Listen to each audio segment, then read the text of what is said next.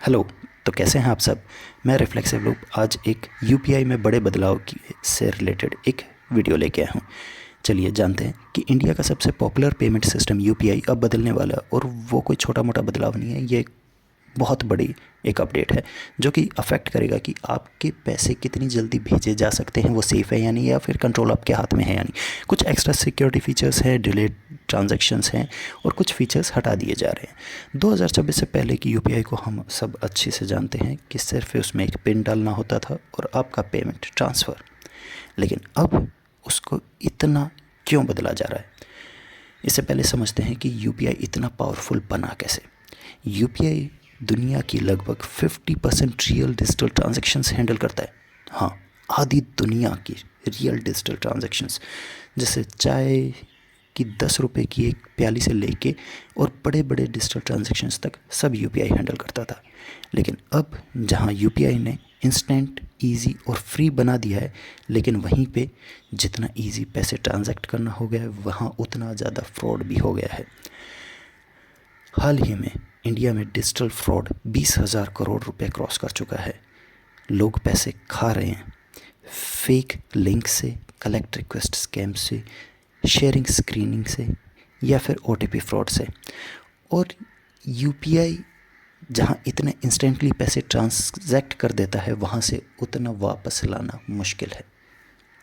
RBI और national payment corporation of India इस चीज़ के लिए कुछ बदलाव इंट्रोड्यूस करने वाला है, यूपीआई को मजबूत बनाने वाला है। तो जानते हैं कि ये एक्स्ट्रा फीचर क्या है।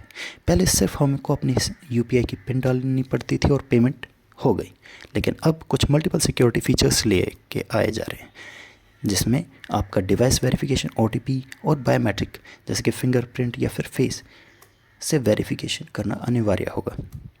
तो इससे आपकी कुछ सिक्योरिटी बढ़ेगी, लेकिन जहाँ पे सिक्योरिटी बढ़ेगी वहाँ पे स्पीड भी थोड़ी कम हो जाएगी। जहाँ पहले आपको सिर्फ 2 सेकंड में पेमेंट हो जाती थी, वहाँ पे अब 5 से 10 सेकंड तक लग सकते हैं। जितना चेंज है, लेकिन वो बहुत बड़ा इम्पैक्ट है।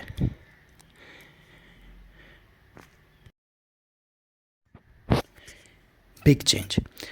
अब सबसे इंटरेस्टिंग बात यह है कि बड़े यूपीआई ट्रांजैक्शन इंस्टेंट नहीं कर सकते, जिसमें 1 घंटे तक का डिले हो सकता है, क्योंकि फ्रॉड ज़्यादातर पैनिक में होते हैं। जहां लोग जल्दी में पैसे भेज देते हैं, ये डिले होंगे, सोचने का टाइम मिलेगा, गलती रोकने का मौका मिलेगा और फ्रॉड रिपोर्ट करने का चांस बढ़ेगा। लेकिन अर्जेंटली पैसे भेजने हो तो प्रॉब्लम हो सकती है। Big change.